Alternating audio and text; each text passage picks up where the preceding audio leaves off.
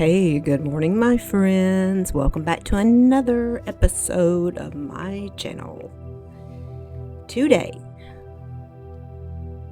I'm doing another Dutch pour. I'm using all Amsterdam paints. Black and gray will be my base color. And I'm using Olga's recipe again, but I just wanted to point out, you do not have to use this. You can use paint and water. I know a lot of people use paint and floetrol.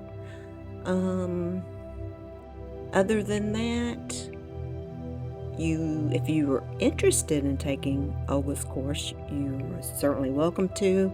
I thought it was a great course. And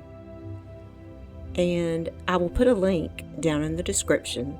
If you put the coupon code in, you'll get a 10% discount for her course. So I just want to mention that. So I am putting this dark gray. I think this is a new Amsterdam color here. It's kind of a gray, I think the name of it's gray. Yeah, I'm not sure. I will follow up on that, but they didn't used to make a gray, so. But I decided just to make a crazy design down the middle to try something different. And to me at first it seemed quirky in a way, but it grew on me and it's really pretty. I mean, it turned out great. So I was kind of surprised by it. Anyway, like I said, you do not have to take her course. You can always use paint and water to do these.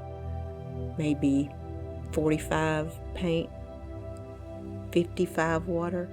It really varies. Some colors are thicker than others. Some colors are not as heavy based. It may take a little more water for those. But the bottom line is you have to have all your colors the same consistency.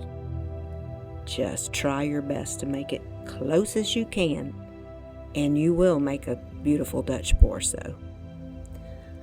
alright, I'm gonna put the names of all the colors I used, which aren't very many different ones, but I'm gonna put them on the screen through the rest of this video. But I just wanted to say hi, and I hope you enjoy this. I'll see you next time. Ta-ta!